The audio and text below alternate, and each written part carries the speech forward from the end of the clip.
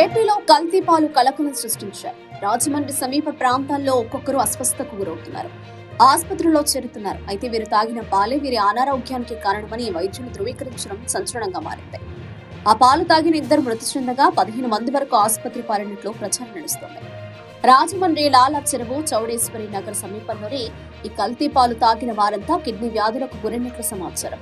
ఇద్దరు చనిపోయినట్లు ప్రచారం నడుస్తుండగా ఒకరే అని అధికారులు చెబుతున్నారు. కోరుకొండ సమీప ప్రాంతాల నుంచి తీసుకొచ్చి పాలను లాలా చెరువు చౌడేశ్వరిపేట సమీప ప్రాంతాల్లో విక్రయిస్తుంటారు కొందరు. గత కొద్ది రోజులుగా ఈ పాల విక్రయం జరుగుతుండగా ఒక్కసారిగా ప్రజలు అనారోగ్యానికి గురికావడం ప్రారంభమైంది. మగవారికి మూత్రపిండాల సమస్య రావడం, ఆడవారికి పర్సనల్ ప్రాబ్లమ్స్ రావడం ప్రారంభమయ్యాయి. ఇది ఎక్కువ కావడంతో చనిపోయే వరకు పరిస్థితులు దారితీశాయి. అయితే ఇద్దరు చనిపోయినట్లు మాత్రం ప్రచారం నడుస్తోంది. అయితే ఈ వ్యాధులకు మూలం తాగే పాలని వైద్యాధికారులు నిర్ధారించడంతో పాలు పోసిన వారిని అదుపులోకి తీసుకున్నారు పోలీసులు. అన్ని కోణాల్లో దర్యాప్తు చేస్తున్నారు. అయితే వ్యాధిగ్రస్తులు పెరుగుతుండడం ఆందోళన కలిగిస్తోంది. తాజాగా రాష్ట్రంలో కల్తీ అనేది ప్రధాన అంశం కావడంతో దీనిపై పెద్ద ఎత్తున చర్చ నడుస్తోంది. గతంతో పోల్చితే పాల వినియోగం గణనీయంగా పెరిగింది.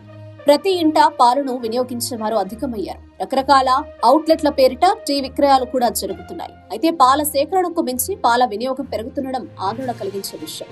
ఇటువంటి సమయంలో పాల కల్తీ వ్యవహారం వెలుగుచూడడం రాష్ట్ర వ్యాప్తంగా హాట్ టాపిక్ అవుతుంది. ప్రతి చోట చర్చకు దారితీస్తోంది. ప్రభుత్వం దీనిపై సీరియస్ గా ఉంది. సమగ్ర దర్యాప్తును ఆదేశించింది.